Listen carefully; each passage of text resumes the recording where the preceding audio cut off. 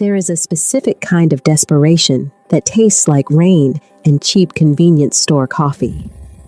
It is the metallic taste of knowing you are exactly one stamp on a passport away from vanishing from the face of the earth. For Nia Mthembu, that desperation led her to the 37th floor of a Gangnam skyscraper, where a man in a bespoke suit was about to lock the door and offer her a choice: become his property or become a ghost. Welcome back to Stories by Moonlight. Before this story begins, tell me, where are you watching from and what time is it? Don't forget to smash that subscribe button, like, and share. Now, let's begin. Click. The sound was soft, expensive, and final. It was the sound of magnetic locks engaging inside a doorframe made of reinforced steel. Nia Mthembu froze in her chair. She didn't turn around. She didn't have to. The air in the room had changed instantly. A moment ago, this had been an executive office in the heart of Gangnam, a minimalist cathedral of black walnut, obsidian glass, and a view of Seoul that stretched all the way to the Han River. Now, it was a cage. And she was sitting across the desk from the predator, holding the key. Kang Min-jae didn't look like a monster. That was the first dangerous thing about him. He looked like a GQ cover brought to terrifying life. Mid-30s, shoulders that strained the fabric of a suit that cost more than Nia's entire education. His hair was styled with severe precision, revealing a face of sharp angles and cold, Arctic beauty. He wasn't looking at her. He was reading a file. Her file. "Your visa expires in 12 days, he said. His voice was a baritone rumble that vibrated in the mahogany desk, traveling up through Nia's forearms. It wasn't a question.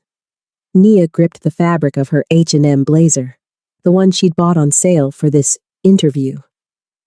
"I have an extension pending," she lied. Her voice was steady, thank God. Your immigration lawyer is a fraud operating out of a basement in Itaewon," Min-jae corrected, flipping a page. "And your application was rejected 48 hours ago." He finally looked up. His eyes were dark, void-like. They dissected her. They took in the frantic pulse at her throat, the scuffed heels she'd tried to polish with a marker, the exhaustion bruising the skin under her eyes. "You are not here for an executive assistant position, Miss Mthembu, because no legitimate company would hire a woman who is technically already a fugitive."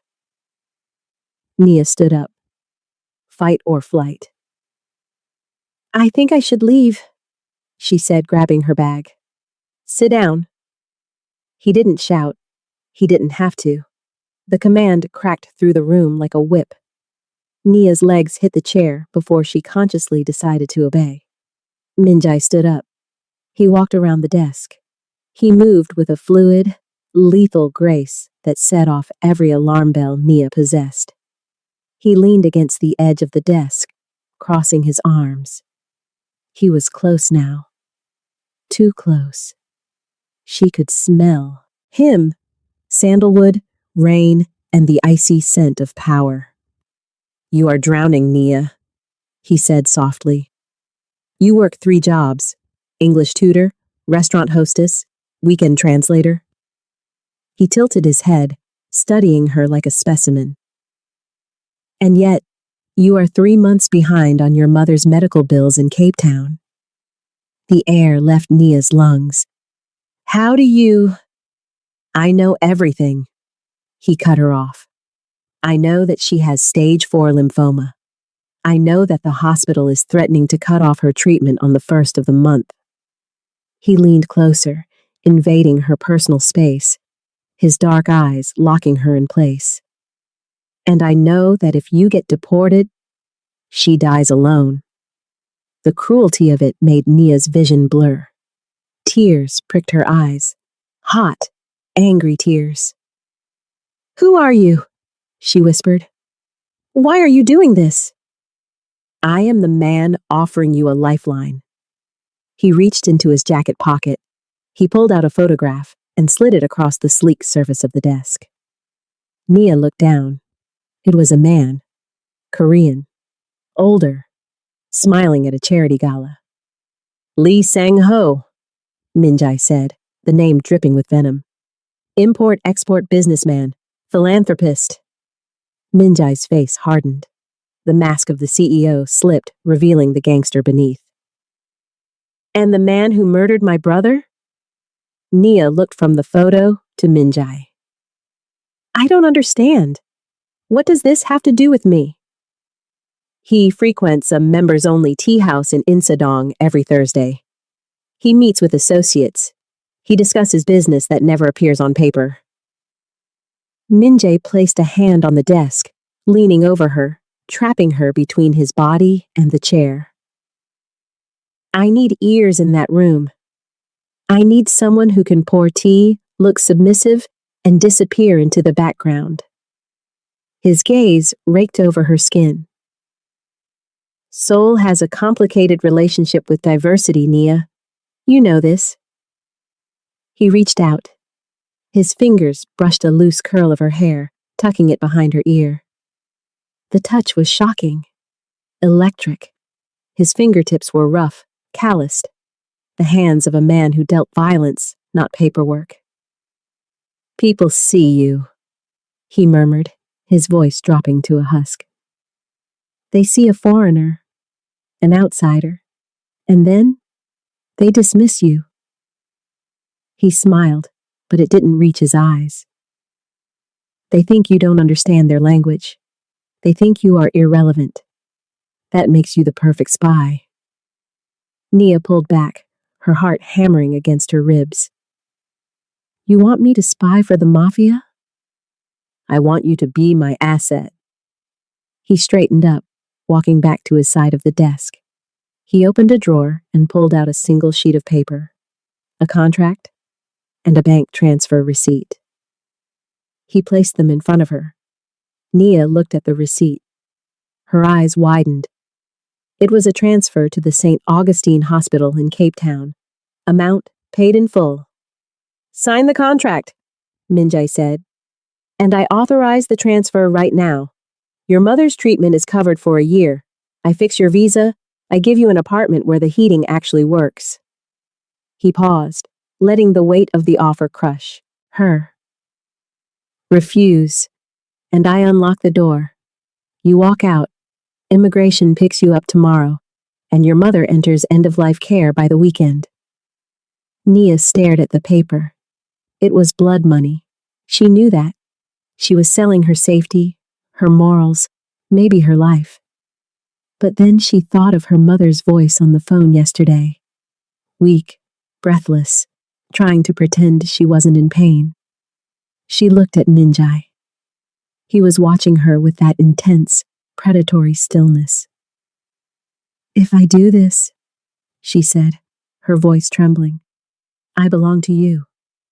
Minjai's eyes darkened. He walked back around the desk. He stood behind her chair. He placed his hands on her shoulders. His grip was heavy, possessive. He leaned down, his lips brushing the shell of her ear. The heat of his body enveloped her. Make no mistake, Nia, he whispered. You belong to me the moment you pick up that pen. He slid one hand down her arm, covering her hand, guiding it to the pen. I will own your time, your loyalty, your secrets. He squeezed her hand. But in exchange, I promise you this. His breath ghosted over her neck, sending a shiver straight to her core. You are safe now. Nia picked up the pen. Her hand shook. She signed her name. Nia Mthembu. Minjai took the paper. He didn't smile. He just nodded, satisfied. He pressed a button on his desk. Click. The door unlocked. Welcome to the team, he said. But as Nia stood up, legs wobbling, looking at the man who had just bought her soul, she knew the truth. She hadn't just joined a team. She had walked into a lion's den, and the lion was already hungry. Most people say they would never sell their soul. They judge women like Nia. But most people haven't watched their mother dying by inches, knowing money is the only cure. If you would judge Nia for signing that paper, stop watching now. This story is for those who understand sacrifice. Comment "I understand" below if you would have signed that paper too. Nia didn't just move, she was extracted. 2 hours after she signed the contract, a team of movers arrived at her Goshiwon in Sinchon. They didn't pack her boxes, they disposed of them. Mr. Kang insists on a fresh start, the lead mover said, handing her a key card. Her new apartment was in Hanam-dong, the Beverly Hills of Seoul. It was sterile, expensive, and terrifyingly silent compared to the chaotic noise of her old life. But the most jarring change wasn't the address. It was the closet. It wasn't empty, it was full. Rows of silk blouses in muted creams and charcoals. Pencil skirts that fit like a second skin. Cashmere coats that whispered wealth. No bright colors, no patterns. Everything was designed to make her look elegant, expensive, and completely forgettable. Camouflage, Min-jae had called it during their brief phone call that morning. You must look like you belong in the room, but not like you deserve to be spoken to. 3 days later, Nia stood in the center of Min-jae's private office, learning exactly what that meant. It was late. The city lights of Seoul were a blurry galaxy behind the glass, casting long shadows across the floor. Min-jae was teaching her the tech. Turn around, he commanded. Nia obeyed. She was wearing one of the silk blouses he had bought. It felt cool against her skin, but inside, she was burning up. Min-jae stepped closer. He didn't touch her at first. He just stood behind her, his body heat radiating into her back like a furnace. The receiver goes here. His fingers brushed the sensitive skin behind her ear. Nia gasped softly. Min-jae paused. His hand lingered, his fingertips rough and calloused against her softness. Nervous? He murmured, his voice a low rumble near her temple. I've never worn a wire before. She managed to whisper. It is not a wire. It is a subdermal conductor. It relies on bone conduction. He slid his thumb down the column of her neck to secure the transmitter beneath her collar. His touch was clinical, tactical, and yet it was the most intimate thing Nia had ever felt. He traced the line of her collarbone, his knuckles grazing the swell of her breast through the thin silk. Nia stopped breathing. They won't look at you, Min-jae whispered, his breath ghosting over her skin, sending shivers cascading down her spine. They will see a foreigner serving tea. They will assume you are deaf and dumb to their world. He leaned in, his chest pressing lightly against her shoulder blades, trapping her. But I will be listening to every word they say. He adjusted the collar of her blouse, his grip tightening slightly, possessive and controlling. And to every breath you take, he finished darkly. Don't disappoint me, Nia. By the time Thursday evening arrived, Nia felt like a wire pulled tight enough to snap. The tea house in Insadong was a labyrinth of sliding paper doors and heavy cedar wood scent. It was old money, the kind of place that didn't have a sign out front because the people who mattered already knew where it was. Nia knelt on the tatami mat, arranging the tea set. Her hands were steady, drilled by 40 hours of practice, but her heart was hammering against her ribs. The door slid open. Lee Sang-ho walked in. Seeing the man from the photograph in the flesh was nauseating. He looked like a grandfather, kindly, soft, harmless. But Nia knew the truth. He was a butcher. He sat down with 2 other men, their suits dark and expensive. Nia bowed low. Green tea, Master Lee, she said in perfect deferential Korean. Lee glanced at her. His eyes slid over her face, her body, and then dismissed her entirely. Fine, he grunted. It worked. He didn't see a threat. He saw furniture. Nia poured the tea. The steam rose, carrying the scent of jasmine, masking the sweat prickling on her palms. Place the pot to his right. Min-jae's voice crackled in her ear. It was startlingly clear. It sounded like he was inside her head, standing right beside her.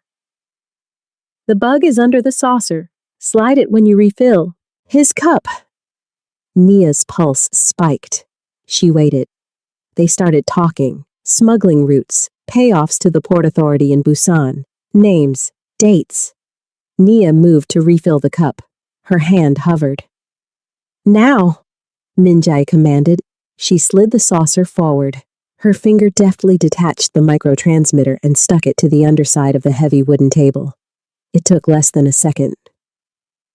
Enjoy, she whispered. She bowed and backed out of the room, sliding the door shut with a soft click. She walked down the hallway, her legs feeling like jelly, every instinct screaming at her to run. Stop, Min-jae said in her ear. She froze. Had she been caught? You did it. His voice had changed. The cold command was gone. It was lower, thicker. Perfect placement. Crystal clear audio. Good girl. The praise hit her lower belly like a physical blow.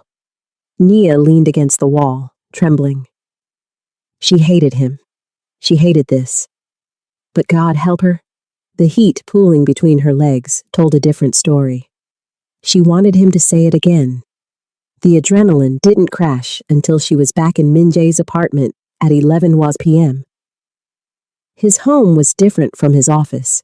It was darker, more personal. There were books on the floor, a half-empty bottle of Hibiki whiskey on the counter. Nia stood by the window, watching the rain streak the glass, shaking from the aftershocks of the night. Min-jae walked in from the bedroom. He had discarded his jacket and tie. His white shirt was unbuttoned at the collar, sleeves rolled up to reveal forearms corded with muscle and ink. Tattoos. Dark, swirling dragons that disappeared up his sleeves. The mark of the Kang Pai. He poured 2 glasses of whiskey and walked to her, handing her one. Drink. Nia took it. She downed half of it in one swallow. The burn was grounding. Did you get what you needed? She asked, her voice raspy. Enough to start crippling his logistics. Min-jae leaned against the window frame, watching her. His eyes were heavy-lidded, predatory. You were terrified, he stated. I was doing my job. I could hear your heart rate on the monitor. It spiked to 140 when he looked at you. He stepped closer. But you didn't run. You didn't flinch. He reached out. This time, there was no tech to adjust. No tactical excuse. He tucked a strand of hair behind her ear, his thumb lingering on her cheekbone. I hired you because you were invisible, he murmured, his gaze dropping to her mouth. I needed a ghost. He stepped in, crowding her against the cold glass. But watching you tonight, hearing you breathe in my ear? His hand slid down to her neck, his thumb pressing against her pulse point, feeling the frantic rhythm he caused. I hate that I made you invisible. Why? She breathed, her voice barely audible. Min-jae's eyes locked onto hers, burning with a dark, possessive hunger. Because I want the whole world to know who you belong to. He leaned in. Nia closed her eyes, tilting her head back, waiting for the kiss. She wanted it. She wanted the monster to claim her. But he didn't kiss her. He brushed his lips against her forehead, a chaste, confusing, devastating touch. Go home, Nia, he whispered roughly, pulling away as if she burned him. Before I forget that you are an employee, and I am your boss. He turned his back on her. Go. Nia left, but as the elevator descended, carrying her away from the man who held her life in his hands, she realized something terrifying. The lock on the door wasn't the only thing keeping her here anymore. She was falling, and there was no one to catch her but him. Minjae is fighting his own instincts. He wants to protect her, but he's the one putting her in danger. Do you think he pulled away to save her, or to save himself? Most women would run, but Nia is staying. Tell us in the comments what you think he's really afraid of. The shift in their dynamic wasn't sudden. It was a slow, terrifying erosion of boundaries. For 2 weeks, Nia played the perfect spy. She wore the clothes, poured the tea, and fed Minjae the secrets of Seoul's underworld. But the spaces between the missions were becoming complicated. It was the way he looked at her when she translated a difficult dialect. The way he ensured her favorite South African rooibos tea was stocked in his kitchen. The way he stopped locking the office door when she was inside. And then came the night he took her to Namsan Tower. We need to discuss Lee's connection to the city council, Minjae had said, fastening his watch. It's safer to talk in the open. But it didn't feel like a briefing. It felt like a date. They stood on the observation deck, the wind whipping Nia's hair across her face, looking out at the sprawling, glittering nervous system of Seoul. Minjae wasn't looking at the city. He was looking at the darkness beyond it. My brother loved this view, he said quietly. It was the first time he had mentioned him without the armor of anger. Ji-hoon. He was 23. He didn't care about territory or respect. He wanted to study music theory at Yonsei. Minjae's hands gripped the railing, his knuckles white. He was the softest thing our family ever produced. And because of that, he was the easiest target. Nia looked at his profile, the sharp jaw, the cruelty etched around his mouth that protected the wound underneath. That's why you do it, she realized, her voice carried away by the wind. You aren't fighting for power. You're fighting a ghost. Minjae turned to her. The raw vulnerability in his eyes stole the breath from her lungs. I am fighting to silence the guilt, he rasped, because I was the one who was supposed to be in the car that night, not him. He stepped closer, closing the distance between them until the rest of the tourists faded into background noise. I built an empire of monsters to make sure no one could ever hurt what was mine again. His gaze dropped to her lips. And now, I am terrified that I have brought a monster straight to you. The elevator ride down from the tower was agonizing. They were alone in the metal box, suspended above the city. The air was thick enough to choke on. Minjae stood in the corner, watching her reflection in the steel doors. Nia could feel his gaze like a physical weight. She turned to face him. Minjae. He moved, one stride, and he was in front of her. He didn't touch her, but he crowded her space, his body heat overwhelming her senses. I hired a spy, he growled, his voice rough with frustration. I needed a ghost, an asset, a tool. He reached out, his thumb tracing the fullness of her lower lip, dragging it down slightly. I didn't plan on this.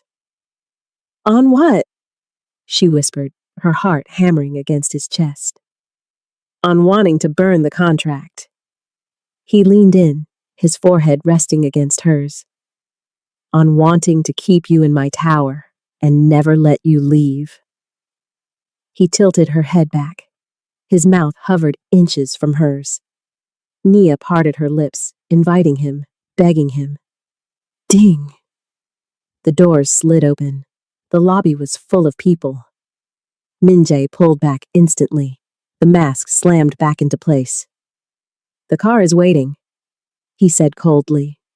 But as he walked ahead of her, Nia saw his hand clench into a fist at his side. He was fighting it, and for the first time, Nia realized she wanted him to lose. The crash came 3 days later. Thursday, in Sedong, the tea house. Nia was pouring tea for Lee Sang-ho and a new associate, a man from the Busan syndicate. She was confident now. She moved with fluid grace, invisible and efficient. But then Lee spoke. "The South African connection is becoming a problem," he said in Korean, sipping his tea. Nia's hand froze for a fraction of a second. She forced herself to set the pot down gently.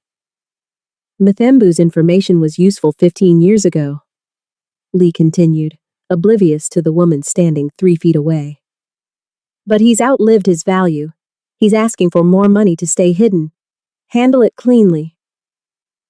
Mthembu, her father's surname, her surname. The world tilted on its axis.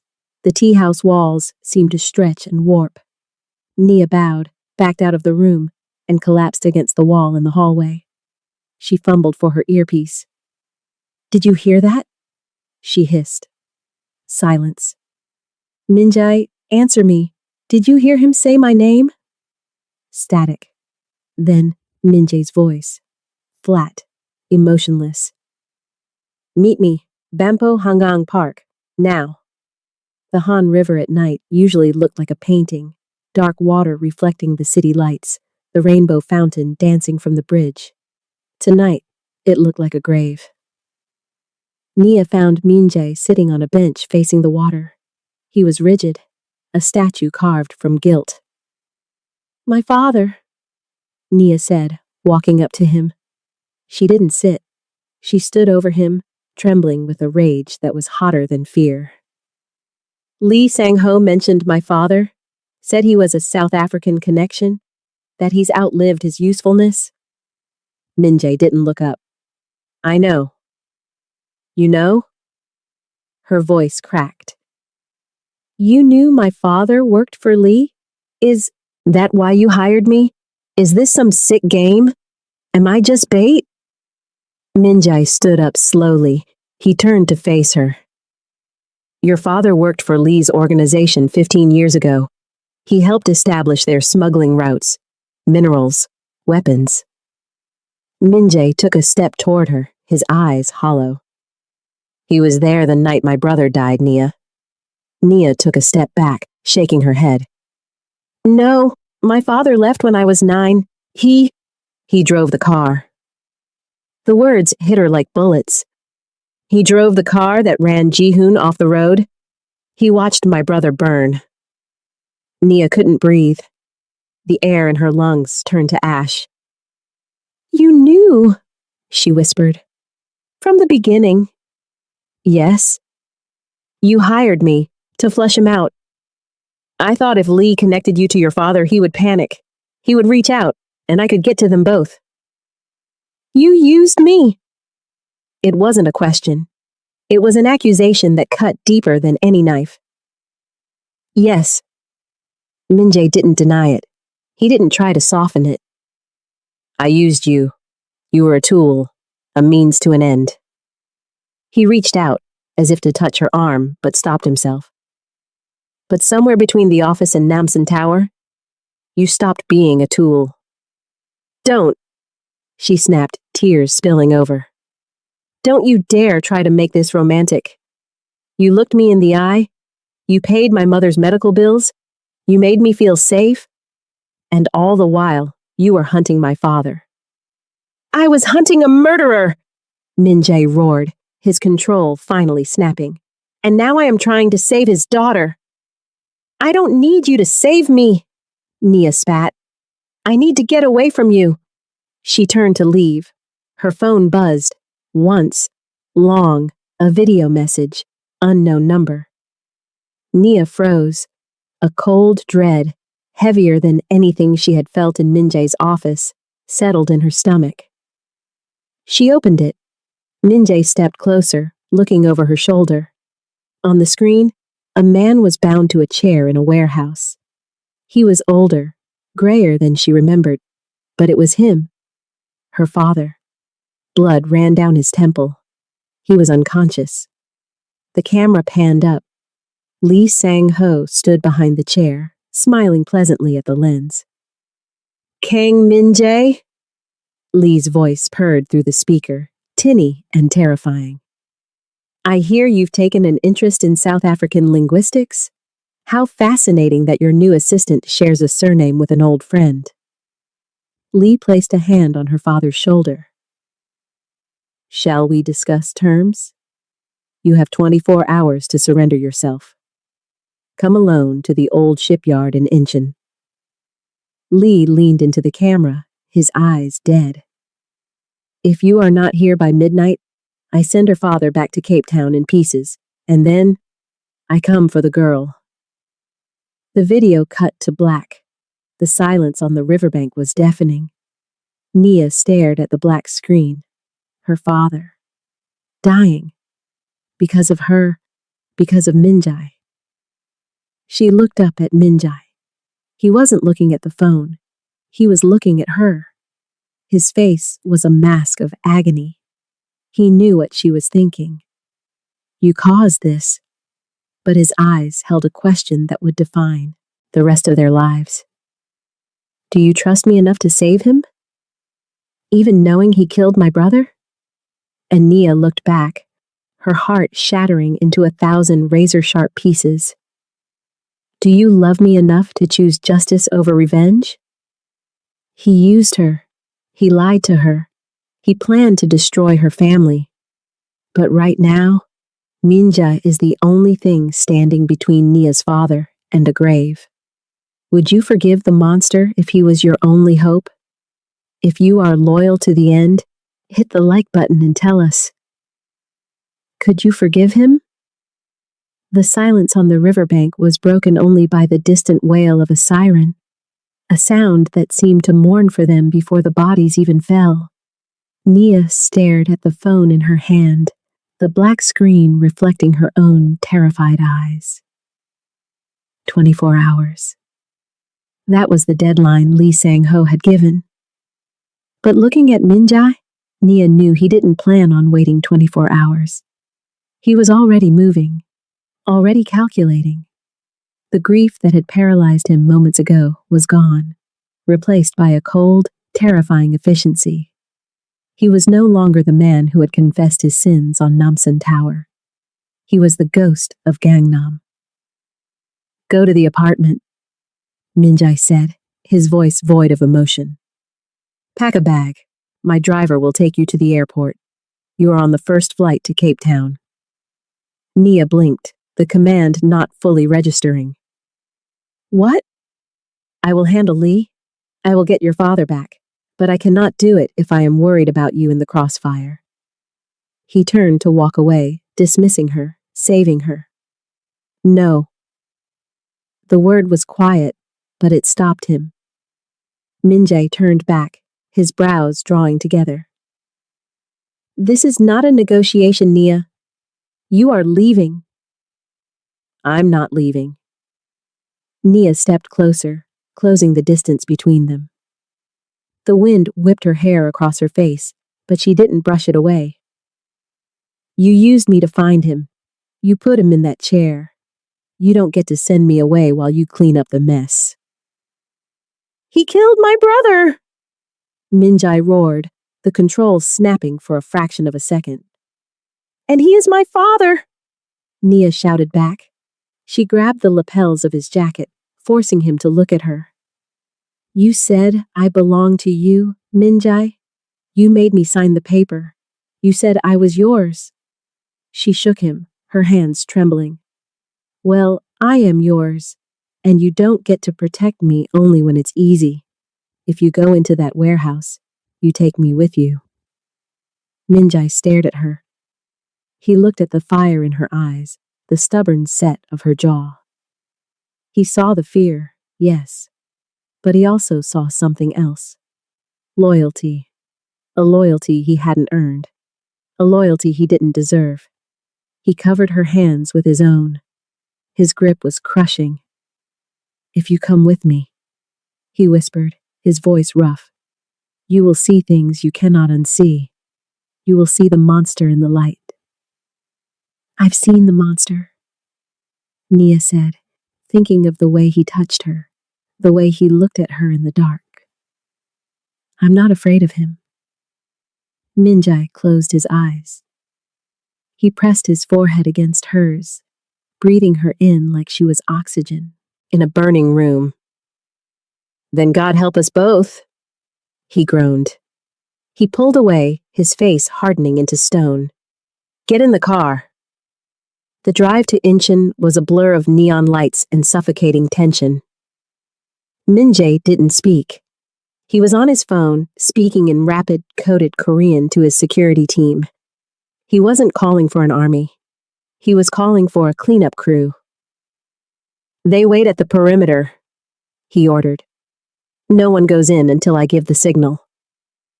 He hung up and glanced at Nia. He reached into the glove box and pulled out a gun. It was sleek, black, heavy. He placed it in her lap. "Do you know how to use this?" "No. Safety is here. Point, pull, don't hesitate." Nia touched the cold metal. It felt real, horrifyingly real. "Stay in the car," Minjae commanded as they pulled up to the rusted gates of the old shipyard. I said you come with me. I didn't say you walk into the kill zone." He grabbed her hand, squeezing it once. Hard. "If I am not back in 20 minutes, you leave. You don't look back." He didn't wait for an answer. He got out. Nia watched through the tinted glass. The warehouse was a hulking shadow against the night sky. Single floodlight illuminated the entrance. 2 guards stood by the door, smoking. Minjae didn't sneak. He didn't hide. He walked straight toward them, his coat billowing in the wind. The guards straightened up, shouting something. Minjae didn't slow down. 2 shots rang out. Pop, pop, silenced, efficient. The guards dropped before they could even raise their weapons.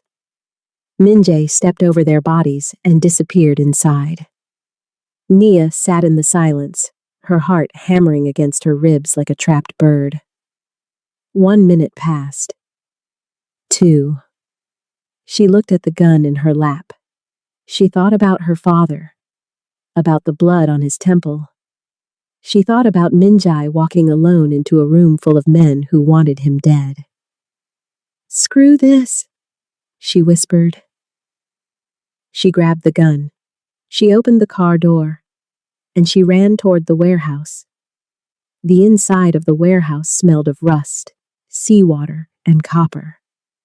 Nia kept to the shadows, moving behind crates of shipping containers, just as Minjae had taught her to be invisible. She heard voices. "You came alone," Lee Sang-ho's voice echoed from the center of the room. "Arrogant to the end, just like your brother." Nia peeked around the corner of a rusted container. Minjae stood in the center of the open floor. He was surrounded by 6 men with automatic weapons. Lee Sang-ho stood on a raised platform, a gun pressed to the head of Nia's father, who was slumped in a chair, barely conscious. "I am here," Minjae said calmly. "Let him go." "Let him go?" Lee laughed. "The man who killed your brother? I thought you wanted justice, Minjae." "I want you dead," Minjae said. "The rest is detail." "Kill him," Lee ordered his men.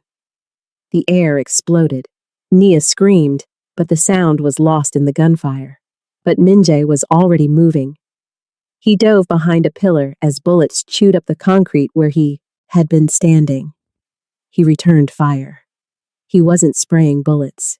He was picking targets. 1. A man on the left dropped. 2. A man on the catwalk fell over the railing. It was a dance of violence, terrifying and mesmerizing. Minjae moved with a fluidity that didn't seem human. He was a storm of focused rage, but there were too many of them. One of the men flanked him, raising a shotgun. Min-jae! Nia screamed. She stepped out from the shadows. She raised the gun with both hands. She didn't aim. She just pulled the trigger. The shot went wild, sparking off the metal wall. But it was enough. The gunman turned, distracted. Min-jae spun. He saw her. His eyes went wide with terror, not for himself, but for her. Nia, get down! He shot the gunman who was looking at her. Then he sprinted across the open floor, sliding across the concrete to cover her body with his own as Lee Sang-ho opened fire from the platform. I told you to stay in the car, Min-jae roared, pressing her into the dirt behind a stack of pallets. I couldn't let you die.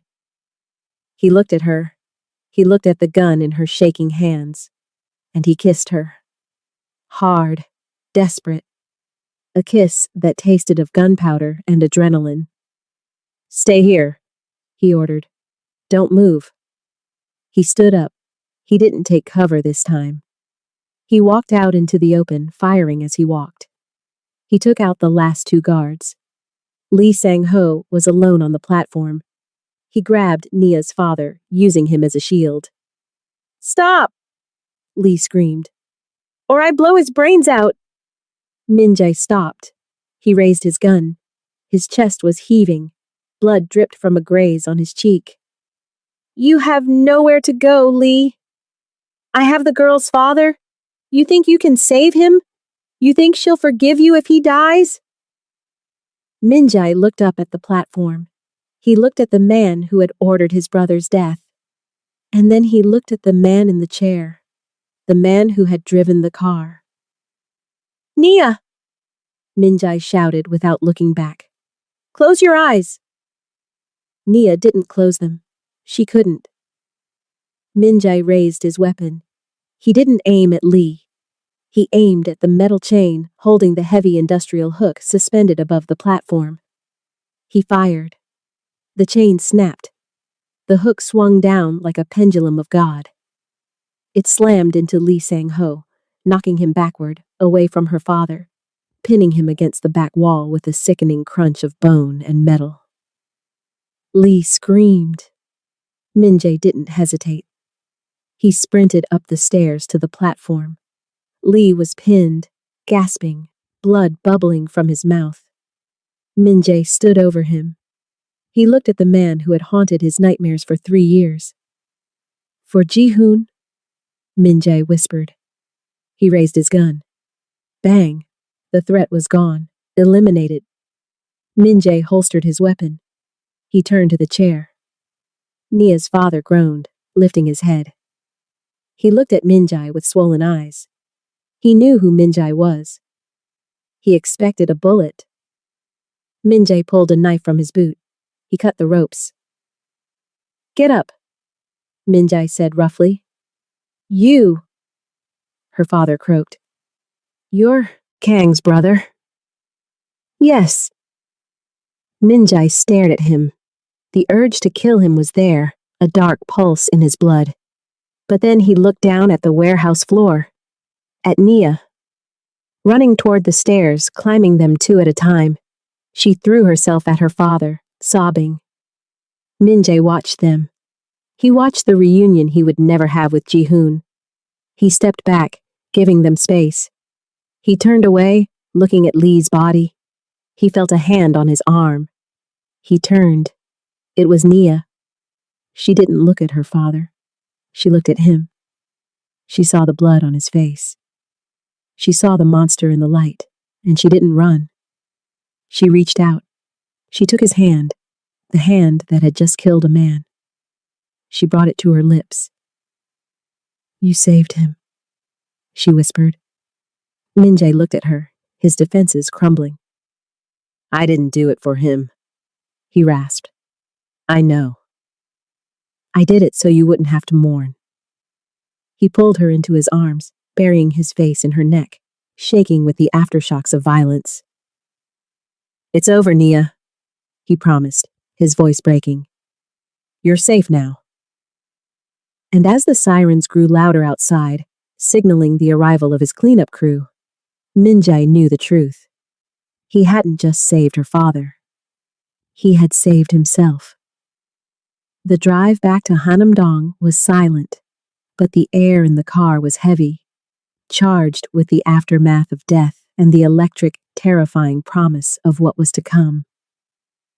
Minjae didn't touch her. He drove with white-knuckled precision, his eyes fixed on the rain-slicked road. But every time he shifted gears, his hand brushed her knee, sending a jolt of heat through her that had nothing to do with fear. They entered the penthouse like a storm. Minjae kicked the door shut, locking out the world, locking out the violence.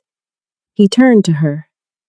He was still wearing his ruined shirt, stained with dirt and the blood of the men he had killed for her. "Go to your room," he rasped, his voice raw. I need to get clean." He tried to step away, to put distance between his darkness and her light. "No." Nia caught his hand. "You don't get to hide from me. Not anymore." She stepped closer, reaching for the buttons of his shirt. "You didn't just save him, Minjae. You saved me." "I am covered in blood, Nia," he groaned, catching her wrists. "I am unclean." "Then let me wash you." She looked up at him, her eyes fierce and undeniable. "You washed me once, when I was weak. Let me do this for you." Minjae stared at her, his resistance crumbling like ash. He nodded once. The master bathroom was a cavern of black marble and steam. Nia turned on the shower, the water pounding against the stone. She stripped him. She peeled the ruined shirt from his skin, revealing the tapestry of tattoos, the dragons, the scars, the history of violence written on his body. She pushed him under the spray. The water ran red for a moment, swirling down the drain. Nia stepped in with him. She didn't care about her clothes. She pressed her wet body against his hard, shivering frame. She took the soap. She washed his chest, his arms, his hands. Minjae stood paralyzed, his head thrown back, surrendering to her touch. "I tried to keep you invisible," he whispered, the words torn from his throat. He opened his eyes, looking down at her through the steam. "I tried to keep you a ghost. But God help me, Nia. You are the only thing I see." He grabbed her waist, his grip bruising, possessive. "I can't be gentle tonight," he warned, his eyes burning with a dark, primal hunger. "I need to feel you. I need to know you are here." "I'm here," she breathed. "I'm yours." The confession snapped the last of his control. He kissed her. It wasn't a question. It was a collision. He lifted her up, wrapping her legs around his waist, and carried her out of the shower, dripping wet, into the bedroom. He threw her onto the bed. He didn't wait. He didn't hesitate. He stripped her wet clothes off, with desperate, tearing motions, worshipping the skin he revealed with his hands, his mouth. "Mine," he growled against her throat, biting the sensitive skin. Every breath, every heartbeat. He positioned himself between her legs. He looked at her, really looked at her, with a terrifying intensity. "Say it," he commanded. "Tell me who you belong to." "Minjae." "Say it." "I belong to you," she sobbed, arching up to meet him. "I am yours." He entered her with one powerful claiming thrust. Nia screamed his name, the sound lost in his mouth as he kissed her again. It was an exorcism. With every thrust, he drove away the fear, the death, the warehouse. He moved with a punishing rhythm, demanding everything she had, giving everything he was. The storm raged outside, rattling the windows, but in that bed, There was only the heat of their bodies and the desperate, messy reality of being alive. Minjae buried his face in her neck, groaning as he found his release, pouring himself into her, binding them together in the most ancient way possible. He collapsed on top of her, heavy and warm, his heart hammering against hers. Nia wrapped her arms around him, holding the monster who had become her man. And as the adrenaline faded into exhaustion, she realized the truth. The lock on the door didn't matter anymore. She was never leaving. 6 months later. The view from the office hadn't changed. Seoul still glittered like a jewel box below. But the office had. There was a second desk now. Sleek, white, positioned right beside the black walnut masterpiece. Nia sat behind it, reviewing the logistics for the new shipping route, the legal one. The door opened. Minjae walked in. He looked different, lighter. The shadows under his eyes were gone. He walked over to her desk. "The transfer is complete," he said. Nia looked at the screen. The confirmation from the specialist clinic in Gangnam. Her mother arrived tomorrow. First class. Fully paid for. Nia stood up. "Thank you," she whispered. Minjae shook his head. "I promised you," he said. "Paid in full." He reached into his pocket and pulled out a small velvet box. He didn't kneel. He wasn't a man who knelt. He opened it. A diamond ring. Simple. Flawless. "I don't need a spy anymore," he said, taking her hand. "I need a partner. I need a wife." He looked at her with that same intensity that had terrified her in the beginning, but now it only made her feel invincible. "Will you sign one more contract with me, Nia?" Nia looked at the ring, then at the man who had bought her soul and given her his heart in exchange. She smiled. "Only if there's no exit clause." Minjae slid the ring onto her finger. "Never," he promised. He kissed her, and as the sun set over the city they now ruled together, Nia knew she was finally, truly seen. They found redemption in the dark. They survived the war. But not everyone gets saved. Right now, on your screen, is a story about a woman who made the wrong choice. A woman who ran when she should have fought. Do not let her story go unheard. Click this video now, because in this world, blood may stain hands, but love stains the soul.